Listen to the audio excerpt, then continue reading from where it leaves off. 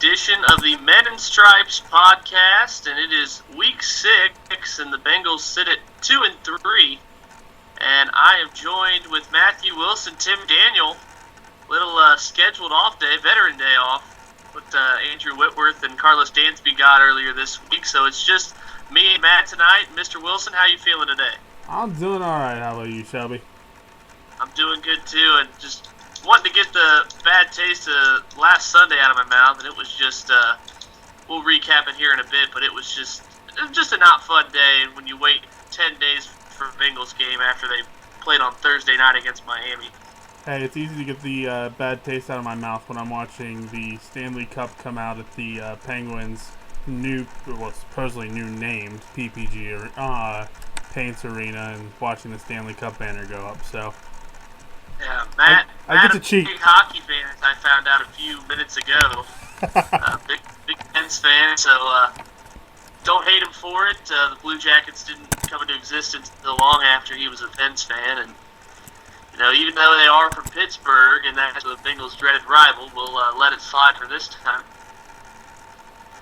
Yeah. So Matt, we look at this Bengals Cowboys game in Week 5, and I said it's just.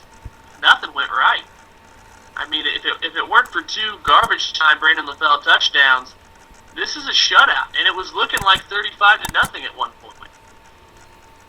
Yeah, I mean, the Bengals just didn't show up. I think I texted Tim at one point and said, I may have put it on Facebook between you and Tim saying that they should just leave their coordinators in Dallas at one point. I was that frustrated. Yeah, and just outplayed on the field, but more so just completely outcoached.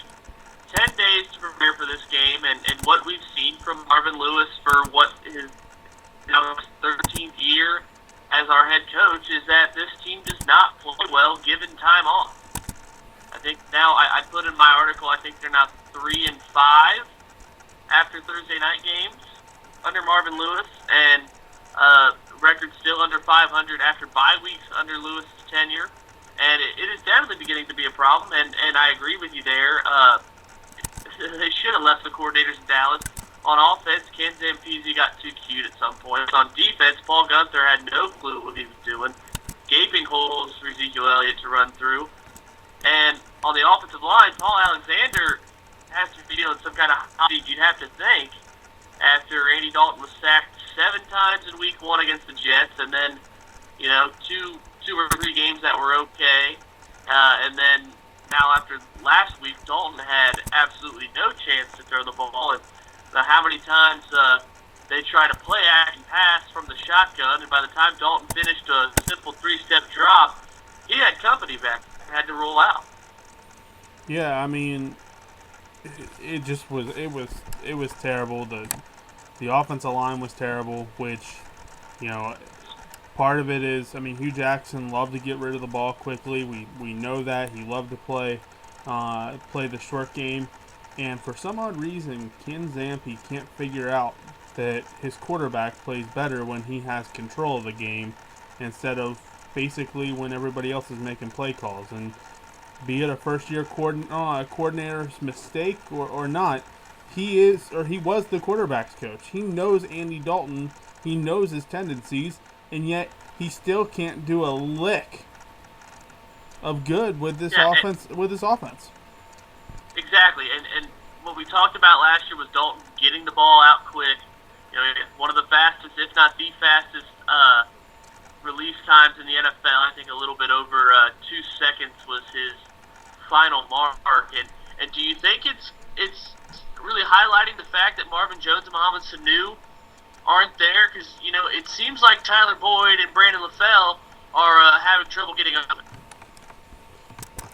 I would love to say that's the case, but I think I said last week in the fact that the game was winnable was the fact that, you look at the impact that Marvin Jones and Mohamed Sanu really even had on this offense, and Marvin Jones was the only one that had more of an impact than Tyler Eifert obviously A.J. Green, but at the same time, what you got to look at with that is Brandon LaFell, and granted they were two probably garbage time type touchdowns, but he proved that he can make plays and make catches. So the big question here isn't can somebody replace Marvin Jones and Mohamed Sanu? We know that that's possible. It's why aren't they and why isn't Ken Zampese making plays that are benefiting Andy Dalton like we saw with Hugh Jackson last year?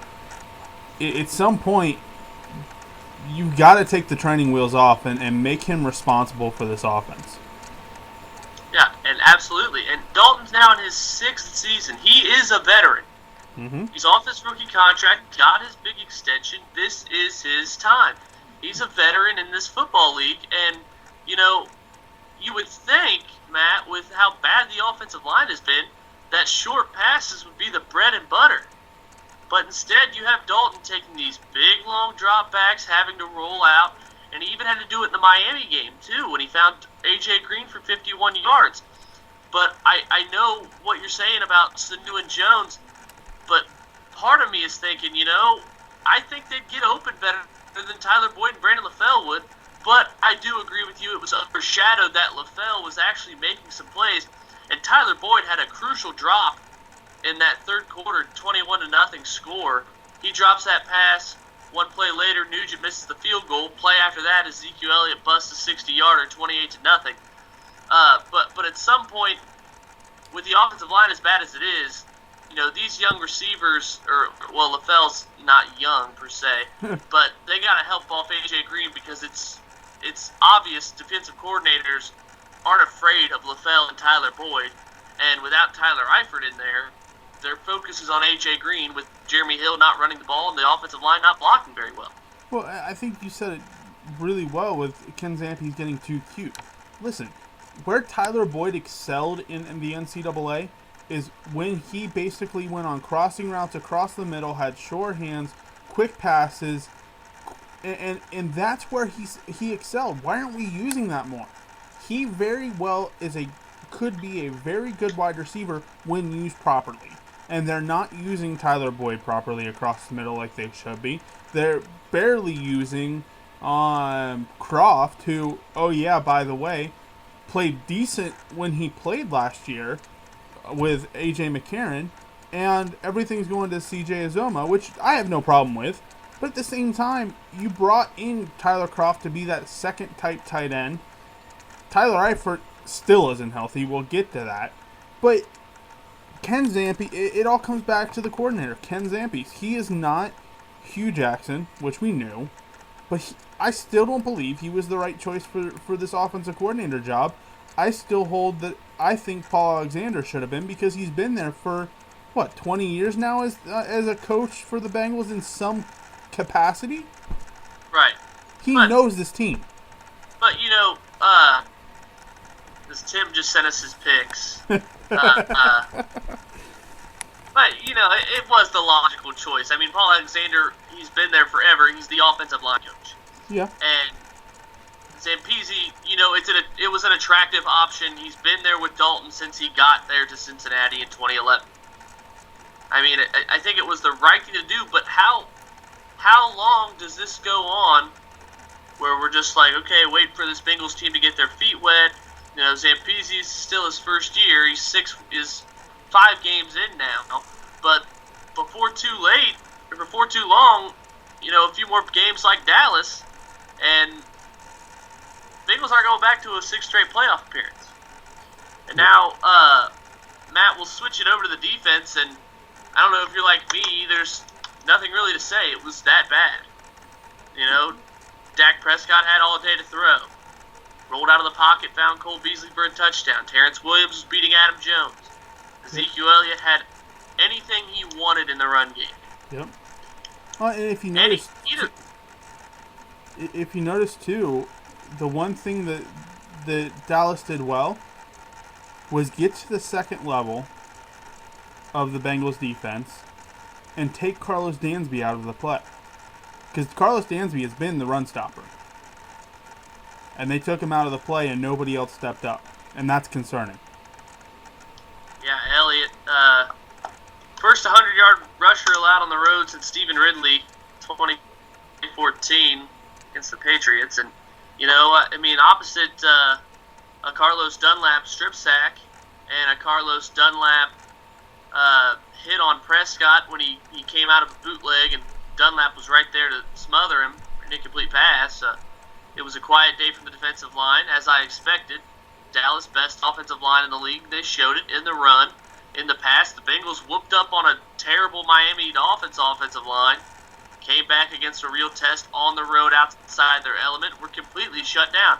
Didn't hear Michael Johnson's name. So Will Clark and Marcus Hunt were absent. Geno Atkins didn't even appear in the stat sheet. No. I have to go back and look and see if he even played. So, I can't really tell what's wrong or what's not wrong with this defense so far, because, outside one dominating performance over a terrible Dolphins team, they've been picked apart by Trevor Siemian, picked apart by Ben Roethlisberger, now not really picked apart by Dak Prescott, but he did whatever he wanted, and Ryan Fitzpatrick was hearsay. So, and now the test gets even worse heading to Foxborough this weekend. Yeah, and it's very concerning when Carlos Dunlap is the only person who's able to even touch Dak Prescott all game, and even then, these guys really weren't doing much. And instead, granted, we know Dallas's offensive line is good. The Bengals made them look like the freaking all-star team. Their own freaking all-star team. And don't get me wrong, I got to give my boy Zeke props. I loved Zeke at Ohio State. I think he is a great running back. I think he is the top candidate for Rookie of the Year. I have to give him props. And I still love the guy even though he was on the opposing team. However, you can't make a rookie running back look like pretty much... Well, let's put it this way. He looked like Adrian Peterson on Sunday. Yeah, like 2011 Adrian Peterson. Yeah. So yeah, they need to fix something. Paul Gunther's in his second season. This just can't continue. Yeah. And I've honestly had enough talking about. I don't know about you. I've had enough talking about Dallas because it was. The score doesn't indicate how bad it really was, but it was. It was just all different words for terrible. Any synonym you want to throw there. So let's just transition into what's on tap here in a few days, and that's the Bengals traveling to Foxborough, to Massachusetts, where they have not won since 1986. Talk a little bit about injuries first off, and the first one I want to talk about is Jeremy Hill. Left the Dallas game after 4 carries for 12 yards with a chest injury. Now I think it changed to an arm injury. I might be wrong. Saw a Wednesday report at practice. He had an arm in a sling. And then report came out today. He looks like he's ready to go against the Patriots. So we're not going to really concern ourselves over the injury. But, Matt, the big thing I want to ask you is, Jeremy Hill didn't start against Dallas. Yep. Giovanni Bernard played the first two drives in that game, I want to say. Yep. And then the field switched in the second quarter. Jeremy Hill came in, actually had a nice 8-yard run, then I believe an 8-yard run, and then he picked up the first down on the next play. Then sustained his injury a few plays later. And Matt, is Giovanni Bernard the better option as a starting running back as we head to New England? I honestly think so. Jeremy Hill is a great downhill runner. We obviously know Giovanni Bernard is better when he gets to the outside in space. But Giovanni Bernard uses all 5'8" of his frame to pretty much do what he can to get yards, get into space, make plays. And he is down and determined to prove that he is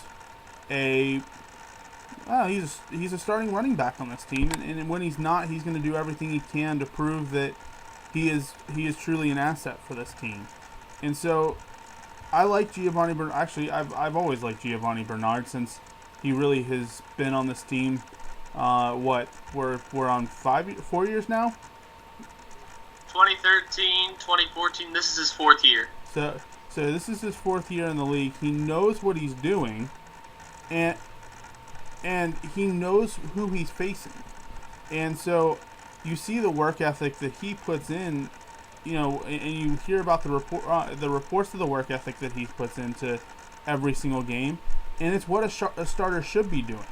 Jeremy Hill puts in work, but there's time you don't hear about the work ethic that Jeremy Hill has compared to Giovanni Bernard, and that's kind of concerning to me. Here's my take. Here's my 2 points as to why I think Gio's the better option at starting running back right now. And notice when I asked, I only said towards week 6.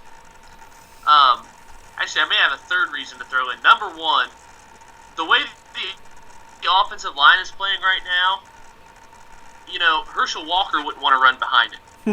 And Jeremy Hill's great when he's got holes there. Yeah. And he's running north and south. But when there's penetration early on the defensive front and he's got to run outside, he's worthless. Yeah. He's not going to outrun anybody to the corner and make a huge play. But with Giovanni Bernard, I think that's a possibility. Yeah. Secondly, with these offensive skill positions for the Bengals, without Tyler Eifert, Sanu and Marvin Jones gone. I know we keep talking about that. Mm-hmm. And Boyd and LaFell, you know, for the most part, not too productive. You have to find ways to get Giovanni Bernard the football. Yes. And even if that's having Hill in the backfield and Bernard in the slot, which I've been advocating for them to do for the longest time. Yes. And it seems like they do it maybe like once in a blue moon, and it still works. Okay, first down chart. And third, so offensive line's playing awful. Bernard's the better back in that situation. Bernard needs more touches in general. And third, you know, what better way to light a fire under Jeremy Hill's you-know-what if he gets benched? You know, he's had the starting role for the last 2 years, led the NFL in rushing touchdowns, but, you know, it'll take him getting benched for him to be like, okay, I really have to perform better. I can't be bouncing outside and, you know, averaging less than 3.5 yards per carry. And I think with Bernard in the backfield, that will give him some more motivation. Yeah, I mean, I think Jeremy Hill did that a little bit last year when he kind of had the primary role taken from him. You know, everybody was calling for the same thing, Gio to start, Gio to be the main feature back, and all of a sudden Jeremy Hill seemed to wake up. You know, I would hope that it wouldn't take, you know, 2 seasons in a row. Right. But obviously it is. And so I think you're absolutely right. I think he needs some kind of wake-up call. I don't know if benching him's the right move or just making him really the non-feature back. Yeah, I mean, if you're benching him, you got at least have Rex Burkhead back there. But I still think that Jeremy Hill can be an asset to this team as the non-feature back. And that's and I think that's the ultimate thing here is that he can still be an asset, but he's got to get the wake-up call by not being the feature back. Yeah, and I wanted to clarify. I misspoke when I said bench him. I mean, like, do what they did Sunday against Dallas, where Hill doesn't start the game. Because, you know, no one's been better in the NFL down by the goal line than Hill has. Yeah. And that's really not Bernard's forte. But I would love to see Rex Burkhead get some touches. I would love if the Bengals ran the ball 25 to 30 times. Bernard gets 60% of it. Hill and Burkhead get split the other 40. I don't know. That's just me. Well, I may be mistaken here, but it almost seemed like the Bills had a better run game against, or at least a running game against the Patriots last week than what we've seen in the past, and that may be, or not against 2 weeks ago. Yeah, okay, that's what I was. Browns played them last week. Yeah. So maybe trying to at least watch the tape of that game, see what the Bills were doing with Shady McCoy, and trying to repeat that and exploit that could be at least a positive way of making this a game compared to another blowout against a playoff caliber team. Yeah, that's a great point, and we'll know more about Jeremy Hill going forward. But I think we can both agree it's going to be interesting to see after Dallas, where he didn't start. We'll see how he's used against the Patriots, and one of my favorite memories of Jeremy Hill actually came in Foxborough when he went one-on-one with Vince Wilfork after a play, and something that no man should ever do. But that was Hill's 4th game in the NFL, and just hadn't done anything yet. Just kind of, I like to see some emotion out of him. And now, Matt, we'll go on to another injury, and it's one that we were hoping we wouldn't be talking about still. When this man was first reported he could have returned 2 weeks ago, and now Week 6 is looking like a question, and we all know we're talking about our Pro Bowl tight end Tyler Eifert. Did I mention Eifert's class? Did you write that article? No. On Stripe? Oh. No, I didn't write about. I don't. Wait, hold on. Which? There's a Stripe Hype article just titled "Tyler Eifert may be made of glass." It's very funny. No, I'm trying to remember who did it now because it wasn't me. Although, hopefully I inspired that. I'm trying to remember who did it. Of course it's going to be slow. Let's see here. We already knew they needed Eifert back.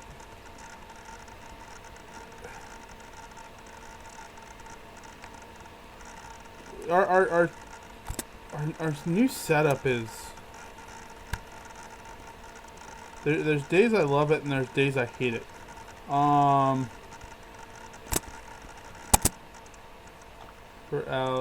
We may be getting somewhere. Hold on. Where is it? No. I still don't know.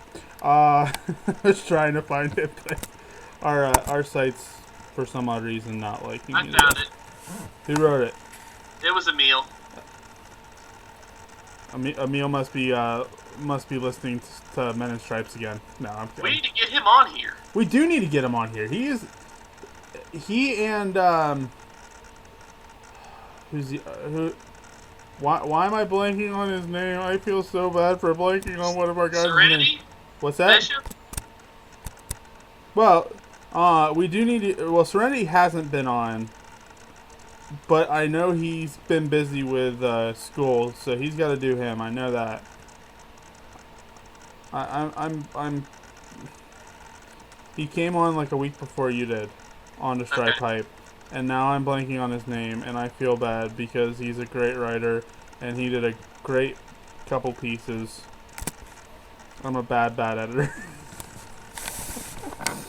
But anyway. Eric Snyder? Eric Snyder, thank you. I was going to have to go to Gmail for that one. Yeah, we need to get Eric on here too. He's had a couple solid articles with some great points to it. So, we do at least need to get them on a guest appearance, even if it's for like 10 minutes here soon. So now we back to Tyler Eifert, and it's clear that this offense needs him. Yeah. But I'm the pessimistic that says we're not going to see Eifert this season. What do you think about the whole Tyler Eifert situation? Because there's not much to talk about. He's hurt. Yeah. There's a chance he'll play, and Cincy Jungle came out with a report said he's unlikely to play against New England. So just what's your thoughts on it? Rant for me. He's glass. I mean, it irritates me because our best player offensively all around, both as a run blocker and a passing receiving tight end, he's made of glass, and it irritates me because he wants us to dump, or he wants the Bengals to dump a ton of money into him in his next contract, but the guy has played one season where he's missed 3 games. That was the most complete season that he's had, is a 13-game season, if I'm not mistaken. His rookie year, he played all but 1 game. He played all but, okay. So his rookie year, which there was still some learning about. Exactly. And it wasn't even his best year. Yeah, you almost can't count it. His real effective year has been was last year, and even then he fell under the concussion protocol again.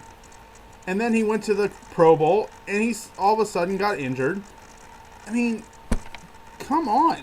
Eventually, you've got to either stay healthy and find ways to stay healthy, or you can't be asking for, $15 million contracts. I'm here with you, man. I agree, but I disagree because you see, like what Tim said last week, I believe. Yeah. You see his ceiling so high, and I would just hate seeing him go somewhere else and putting up great numbers. But at some point, dude, you got to stay on the field, and I know it's not. You don't get injured on purpose. These things just happen. I mean, yeah, he'd be made out of glass, but he dislocated his elbow pretty bad in that week 1 against Baltimore in 2014. And then, concussions are a tricky thing. Yeah. But this whole back issue, it's like the ankle was one thing. You got surgery on it, which the Bengals handled poorly, not electing for surgery sooner. Yeah, well, I agree with you there.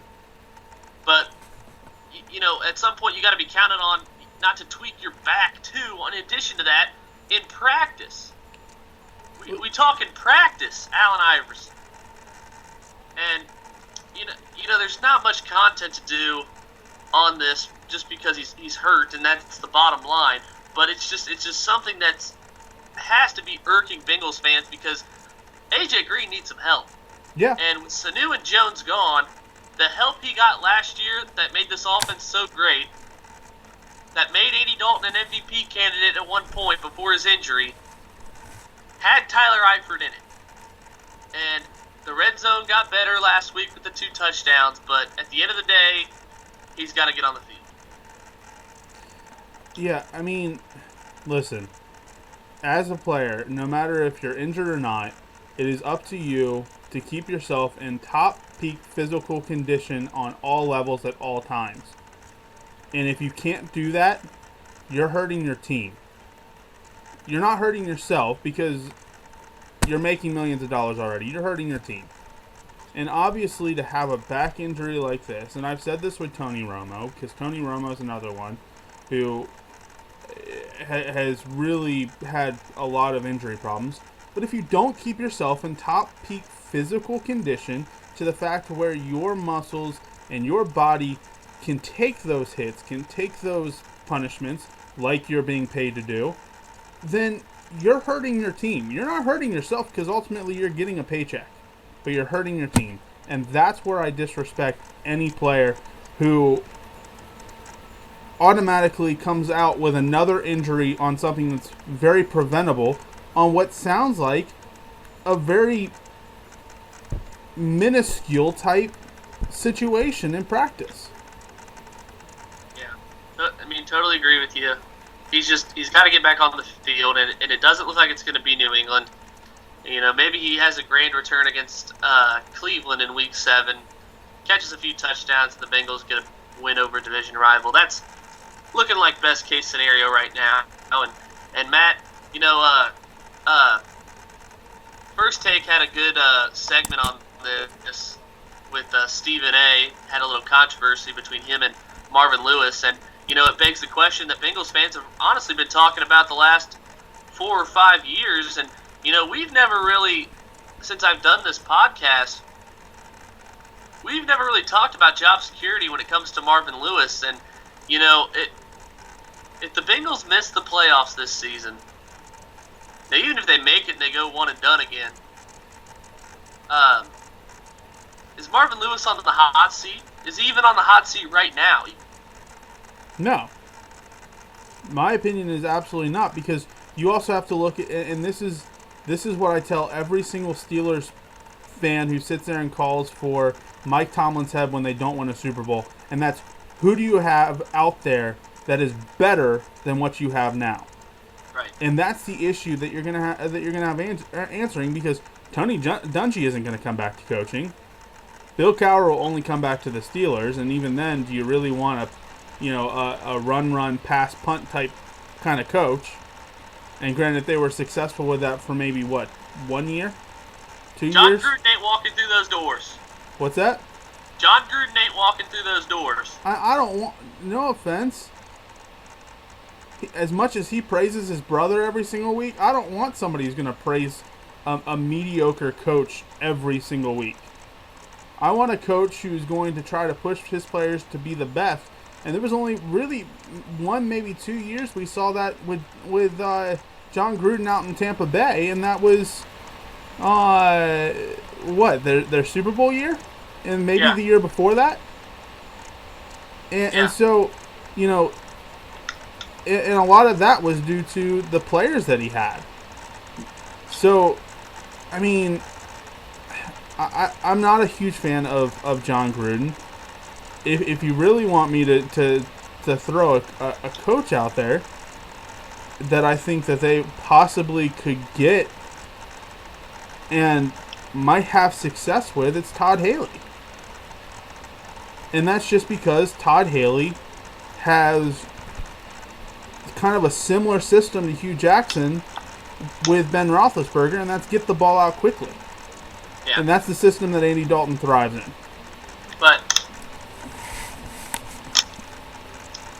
I like your comment. Who do they have now that would, be a better option than Marvin Lewis? And I don't think anyone now.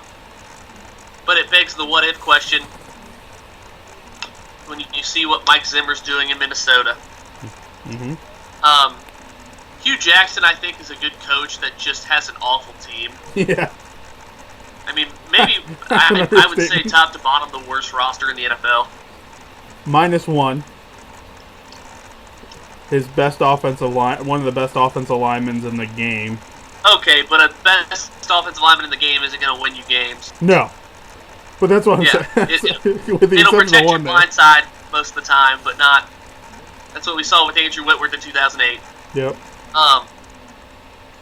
But as of right now, I agree with your point that he's not on the hot seat because there's no one better. And I think with Mike Brown, there's no chance. Mike Brown is continuously, and with Stephen A's point, I agree that, if anybody else, any coach anywhere that hasn't won a playoff game in 13 or 12 seasons Yep. would get the boot. And I think anyone sitting at home right now would say, okay, you have this coach for 12 years. He's going to give you some wins. He's going to take you to the playoffs. He's not going to win you a playoff game. They would not take that deal. But with the way Mike Brown operates, it wouldn't surprise me if the Bengals went 8-8, missed the playoffs, and Marvin Lewis gets another year extension. And as of right now, he's got next year on his contract. That's the current state of that. Yep. But I don't think he's on the hot seat just because, results are results. You can't take it away from him. He's had 5 straight winning seasons, and I think one of his best jobs was 2011 when, Andy Dalton came in. Pretty much a brand new team came in without the benefit of a training camp because of the lockout. Yeah. That was fantastic, but, at some point, enough is enough. I'm tired of this, and I think Bengals fans are tired of this too, just not being prepared for their opponents. But, with with Mike Brown, he's not going to fire anyone. So I think Bengals fans will just have to weather the storm some more and, hope for the best. But whoever they would bring in after whenever Marvin Lewis is done in Cincinnati, I would hope he has a little bit more emotion, because that's one of the biggest things I have against Marvin Lewis is his lack of emotion on the sidelines.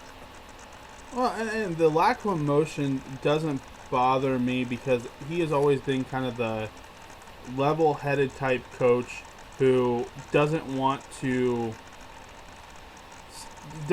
show his opponents that he's irritated, and rightfully so. My issue with him is he doesn't make adjustments when he needs to, even at halftime. In-game adjustments. It seems like the game plan is the game plan, and it's going to be hard to get him off the game plan unless somebody takes over on the play call. Yeah. And that's where my issue is. It isn't the emotion, because we've seen, I mean, look at Bill Belichick. Very rarely does Bill Belichick, even when they're losing, get fired up. I know you disagree with that. I mean, just last week he slammed a tablet on the back of the. And one, they're not losing very much. 2 weeks ago, and that was against Buffalo when they couldn't do anything. Yeah, that's right. But even then, in a game where they're competitive, he's standing on the sidelines with his arms crossed in that half cut off sweater or sweatshirt. But with him, it's no nonsense. He has complete control over his team. You're right. Stephen Ridley fumbled a few years ago. Belichick yanked him. When, I forget who Jonas Gray ran for 200 yards against the Colts. Yeah. The next week, he missed a meeting. No one's heard his name since. Well, as I said, he makes the adjustments. I'm saying the emotional side. Very rarely does he tip his hand. Well, I think very rarely he needs to, because his team's always so good. True. But, I've seen a lot. Maybe we just disagree on that, but I see him with a lot of emotion most of the time. But, for right now, we'll see if the Bengals can cause any frustration when they head to Gillette Stadium here in a few days. And Matt, going towards that Bengals-Pats game, is this already a loss? Because you won't find one Bengal fan out there that says that they're going to beat the Patriots on Sunday. I mean, it's shaping up that way, isn't it? Yeah. I mean, for me, the Bengals are going to have to find a way to disrupt Brady, which is possible. We've seen them do it 2 years. What was it? 2 years ago or 3 years ago that they ended his touchdown pass per game streak. Was that 14?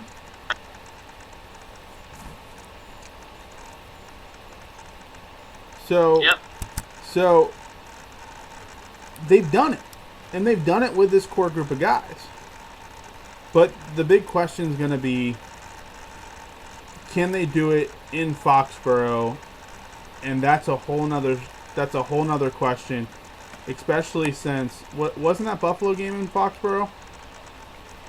Yes. So the last game that Patriot fans saw in Foxborough was an absolute beating. And I don't think that's going to happen again. I'd love it to happen. I just don't think it's going to happen again. Exactly. And honestly, for me, it's shaping up like the last time the Bengals went to New England. If you remember the week before, the Patriots lost by 30 points to Kansas City in Arrowhead. Yeah. And then Belichick had we're on to Cincinnati. They came home. First drive, Brady marched them down and scores. Patriots opened up a 24-0 lead before the Bengals even smelled the red zone. Yeah.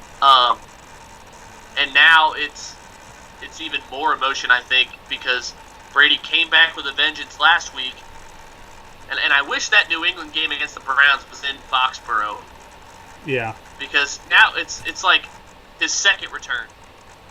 Yeah. Like, yeah, it was great to be back on the field, but now he's in front of his home fans, and he's playing at Gillette Stadium, where he's 48-1 in the regular season against the AFC since 2007. Staggering numbers. And, you know, the Bengals win this game. They could give their best. They could give their A game against New England, and it still might not be enough because they're such a good team. And that's what's frustrating. If they come out and give a performance like against Dallas, they lose the game by 30 points. If we see their best, they might lose the game by 6. That's how good this team is, and it's unfortunate about this grueling 6-week task that the Bengals had to start the season. But my thing is, the Bengals don't win or don't even come close to winning in Foxborough if they can't pressure Brady. No, I fully agree with you, and that's going to be the key. And unfortunately, I'm leaving Gronk in on my fantasy league because I think he's going to have a big game. So, guess it's time to call the score. I'm calling it. Patriots are going to probably be a 35 to 8 or to 17 winner. Yeah, and yeah, good point. We might as well just call up the score now, and I'm gonna go with you there. I have too much faith to make it to predict a blowout. Even though I could see it happening. I'm gonna say like New England 27-13. Yeah. What's very underrated about Bill Belichick, we talk about the offense all the time, but their defense is also extremely good, and Belichick prepares well against every opponent, it seems like. And he takes the one person you need to have and just takes him out of the game. He will give all of his attention to A.J. Green.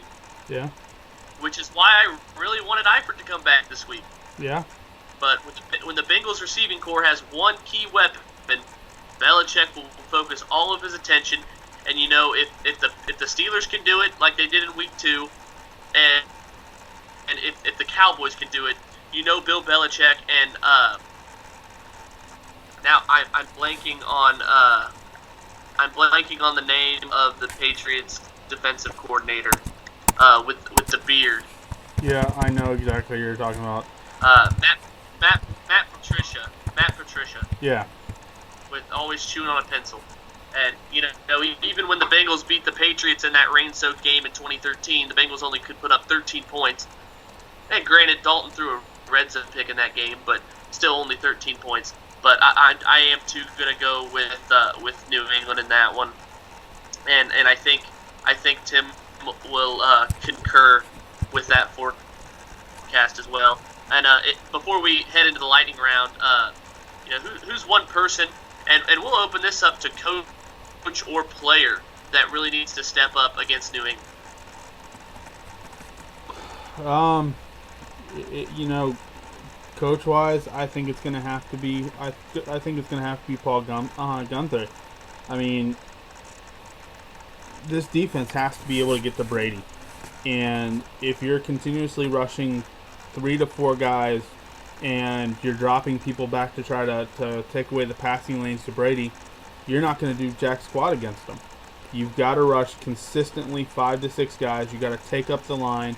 You cannot allow Geno Atkins and Carlos Dunlap to get double teams. You've got to open up the ability to get to Brady in some way, somehow, pressure him, make him get rid of the ball before he wants to get rid of it. Yeah. You know, with what we saw in Dallas, either one of us could make the case that it's Ken Zampese or Paul Gunther because it was that bad. I'm going to say Zampese just to be a little different from you, and I think Zampese has the easier task because, you know, Gunther's facing one of the best quarterbacks of all time, and the Patriots defense isn't anything to know about. But with Zampese, he's got to correlate with Paul Alexander about what exactly to do about this offensive line.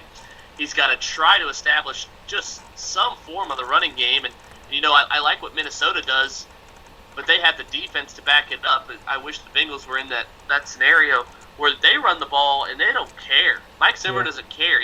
He runs the ball 35 times for less than 3 yards a carry. Says, okay, punt it. We'll send the defense out there. But I'm going to say it's Zampese.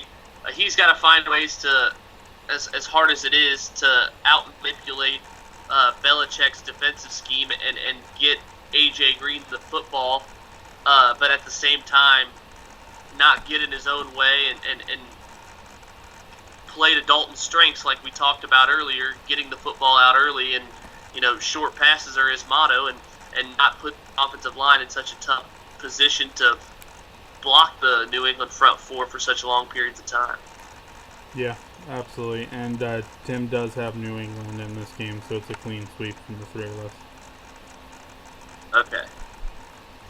And with that, we got a little earlier time since we don't have a third party with us today. We're going to head to the lightning round slate of NFL games here in Week 6, and as we talked about, maybe we mentioned this earlier. Right now, the Chargers and Broncos are playing. The Chargers looking pretty good so far. They're up. They went down, scored a touchdown on their first drive. It's 7-0 now, and now they're driving again. They just converted a third down at the Denver 42. So San Diego and Phillip Rivers and company looking very sharp this far.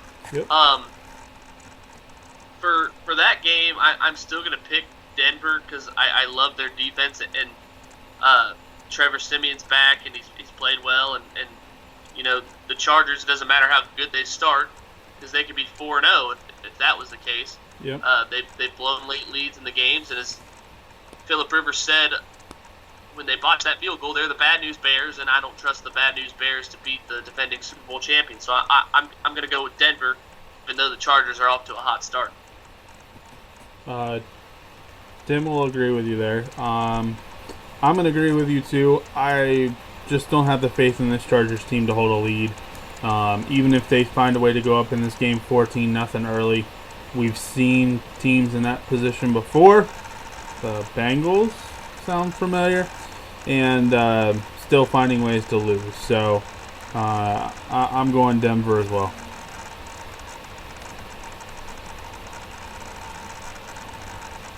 All right, so that's the Thursday night game, and now we head to Sunday's action and early start time in our nation's capital. The Eagles at the Redskins. Matt, who do you got? Good division game. Eagles showed last week that they weren't totally invincible. Of course, coming off a bye week. Heading down to FedEx Field, I think there's still going to be a lot of angry Philly fans from last week. I think players are pretty angry there as well. I don't think the Redskins can find a way to win 4 in a row. I'm going to go Eagles to take that game. Yeah, we love you, Redskins Nation, for that win over Baltimore last week. Yes. But for right now, I'm going to say the Eagles defense shows up against Kirk Cousins, and Carson Wentz continues to play like good football. Eagles win that ball game. If you want to feed me, I can look up Tim's picks later. Now after we talked about the Bengals Patriots, now we go to Chicago where two subpar teams are facing off. The Jaguars at the Bears at Soldier Field. Who do you got? This one's a little difficult to call, and a lot of it has to do, you just don't know which Bears team's going to show up, and you don't know which Jaguars team's going to show up. The Jaguars, I think I have a little more faith in, and that's just because I think the Jaguars have a better offense to go off of if their running game can find any ground. Of course, Allen Robinson and Hearns both are two very skilled wide receivers. I like Jacksonville here just slightly, though, to win in Soldier Field. Yeah, it is a tough one to call. Just because it's two teams that aren't going to smell the playoffs. But I'm going to go with Chicago playing at home against Bortles. He's off and on so far this year, and Brian Hoyer, quietly playing pretty good football. So much so that some Chicago reports coming out where they don't want Jay Cutler back, and it's only about 4 years late on not wanting Jay Cutler back. But Brian Hoyer's not the answer. But for right now, he's playing good, and that's going to be the basis of my pick for that one. I think the Bears win. By the way, Tim picked Philly for the last one, and he picked Bears for this one. He picked Philly and the Bears. Yep. Thank you.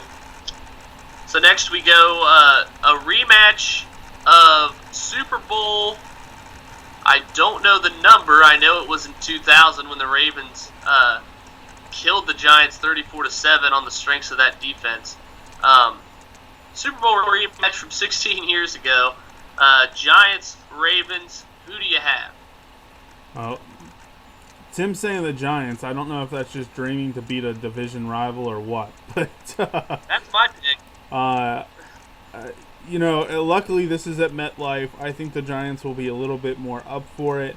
Ravens have yet to lose a road game, but the past 2 weeks they've looked like a very vulnerable team. So I'm liking the Giants here at home. I think they want to get back on the right side, get back to 500, and I think the Ravens find a way to lose 3 straight. Yeah. I'm there with you. The Ravens just fired Mark Trestman as their offensive coordinator. Last time they did that was 2012. They fired Cam Cameron, ended up winning the Super Bowl. So I hope that doesn't repeat itself. But I'm going to go with the Giants again at home. Joe Flacco's not playing well. Neither are the Giants, really. They started 2-0. They've lost 3 straight. These are 2 teams on the downslide. But I'm going to give the Giants the edge at home. I think Eli Manning can have a big game against an average Ravens defense. Next we go Steelers at Miami, and last pick we went against a division rival, but I think we're all going to be pretty much unanimous on this certain division rival winning this game in the Sunshine State. So Steelers Dolphins. Tim, what's your pick? Tim's pick is going to be the Steelers. I am going to do something that I am probably going to regret. Steelers have somehow on the road always seem to play down to their competition. When they're at home, it's a different story. I'm going to go Dolphins just because I think, number one, the Dolphins want to prove something. And number two, I think the Steelers play down to competition this week, especially with them struggling on injuries. Because Ben Roethlisberger says they practice too hard. Yes, the Steelers play down to their competition. But this Dolphins team, I watched the Titans-Dolphins game last Sunday. They have no heart. Their offensive line is shambles. Ryan Tannehill is hot garbage. And this isn't the practice squad he's playing against. So, and the Steelers' offense looked fantastic yet again for a second straight week with Le'Veon Bell back.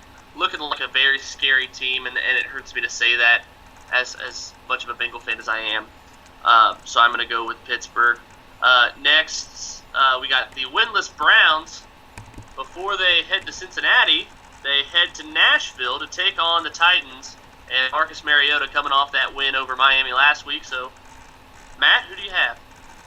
I'm going with the Titans. I like the Titans in this game. They are at Nashville, a place where they need desperately to win. They've only had 2 road wins.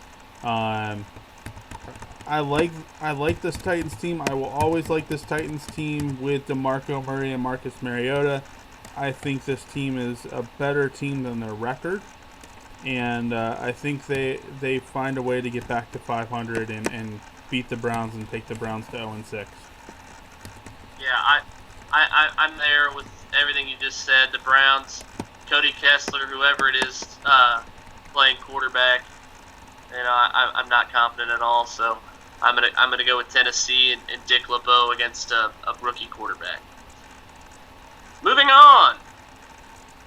The 49ers go all the way across the country, now with Colin Kaepernick playing quarterback, to take on the Buffalo Bills, who fired their offensive coordinator after an 0-2 start. Now they've racked off 3 straight wins. So, who do you have? Well, I'm going with the Bills, and I'm going with the Bills for one reason, and that's because every time Colin Kaepernick looks into the stands, he's going to see a police officer, thanks to Shady McCoy. Yeah, I'm sticking with the Bills for a few other reasons. I think their defense was superb last week against the Rams. The 49ers aren't much better. Yep. Now Kaepernick, maybe he's a little rusty coming in for his first start, so I'm going to go with the Bills on that one. Next, we have the Rams at the Lions. Kind of a difficult game to pick, in my opinion. Who do you have, Matt, and why? Rams at Lions. I mean, the Lions have had a good offense. My only question is going to be which defense is going to show up for the Lions.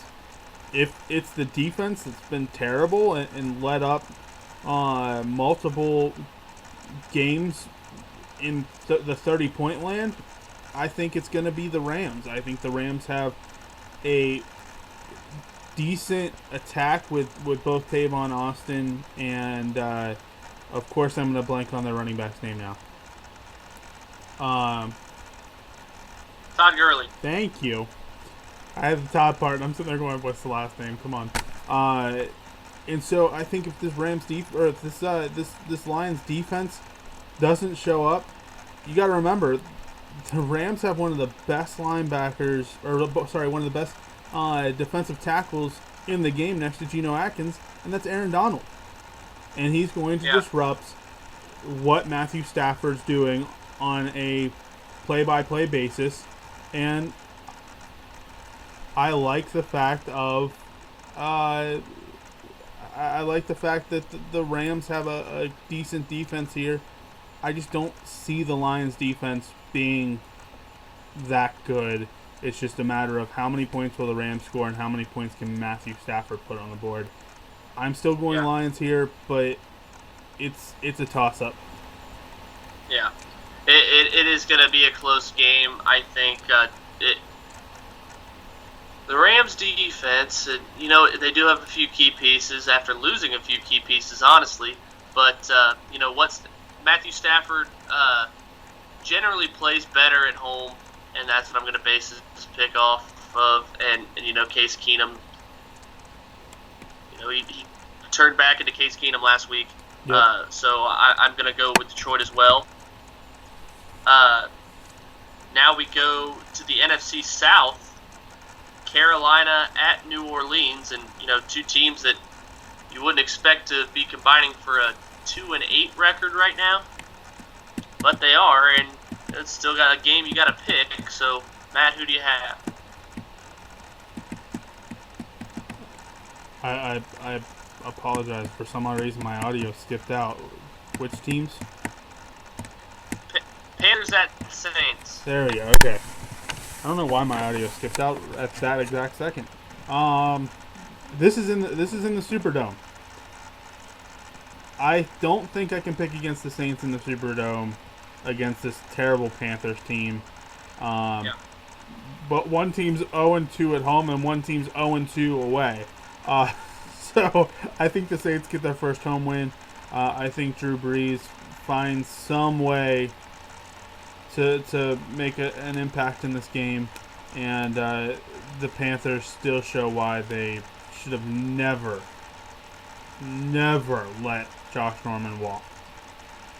Yeah. Panthers defense has been awful, and for fantasy purposes, I hope there's a lot of points in this game. Drew Brees being the key to that, and I think Brees playing at the Superdome, and the Panthers don't look invincible anymore, and the Saints probably a little bit more confident coming off their bye as well. I think the Saints win their first home game in that one. Next, very, very good matchup in my opinion. Chiefs at Raiders in the Black Hole. Who do you have? Chiefs are 0-2 away. Raiders are 1-1 at home. I'm going Raiders. I think the Chiefs still go as the beaten team on the road until they prove otherwise. I say Raiders at the Black Hole. Yeah, Derek Carr is playing exciting football, and the Raiders are winning close games, and they're a very, very fun team to watch. Chiefs have struggled on the road. They laid an egg against Houston, laid an egg at Pittsburgh, and now face a division rival. And I think the Raiders come out on top of that one. Next, we got Dallas at the Packers. Very good game to watch. 4:25 late start, rematch of that 2014 postseason game where Dez had the controversial drop. Matt, who do you have? Well, until somebody proves that they can stop Ezekiel Elliott, I'm going to have to go Cowboys. Cowboys are 2-0 on the road. Packers are 2-0 at home. But Zeke is been a huge difference here, and you know, good as Clay Matthews is, he can't do it alone, and the Packers defense hasn't been spectacular this season. Yeah, I'm going to disagree. I think the Packers are that team to stop the run because they've done a very good job at it so far this season. I don't think you can stop Ezekiel Elliott. I think you can contain him. Yep. I think on the ends with or in the secondary with Clinton Dix and Shields, they can really tight coverage. Terrence Williams and Cole Beasley, something the Bengals could not do. Yep. So I think, and I really trust Aaron Rodgers as well, even though he has struggled. I'm going to take the Packers, and biggest thing too is that it's at Lambeau. Yep. So I'm gonna roll with the Cheeseheads on that one. 3 games left. We go to Seattle, where the Falcons, hot start, 4-1, taking on the Seahawks and the 12th man. Who do you have, Matt?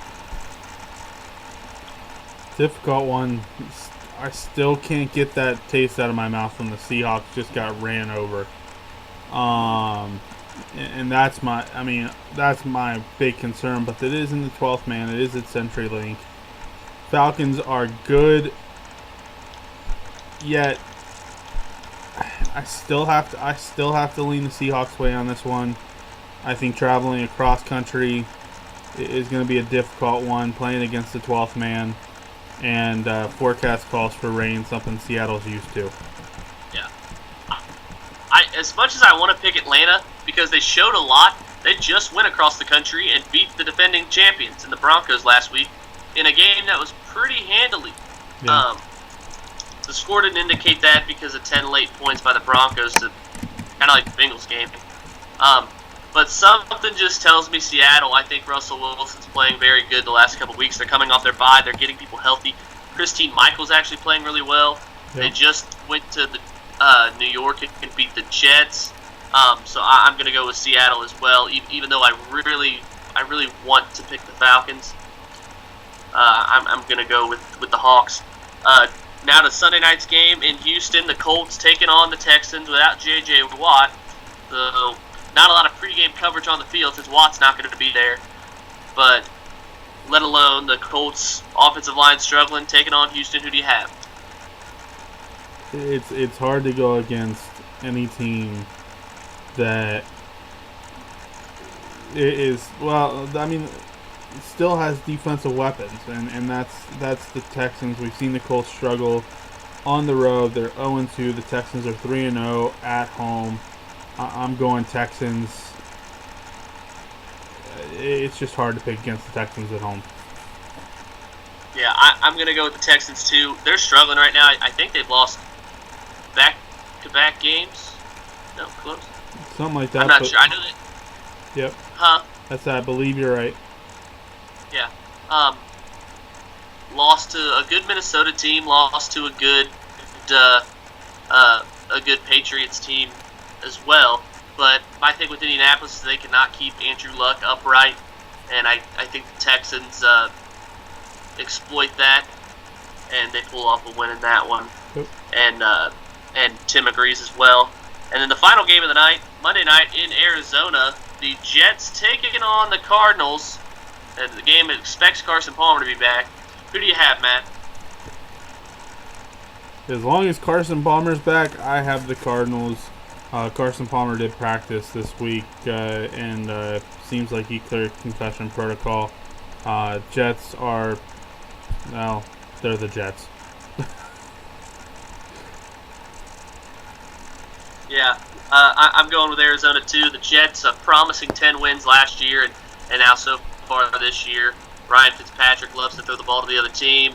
and nothing else is going right either. Matt Forte had a good first couple weeks against the Bengals and Bills. Not much going on since, and I think Arizona comes out a winner there. And looking down these picks, Tim and I's are the exact same. Every single one is the same. So I applaud you for going on a limb. I think we disagreed on the Bears-Jaguars and that Steelers-Dolphins game, which I think you may regret. I'm not going to regret that, but who did you have in the Jaguars game? I had the Bears. You had the Jaguars. Okay. Yeah. Okay. Well, I knew Tim had the Bears. I just couldn't remember which team you decided to pick because I'm big on that young receiving core. Yeah. So.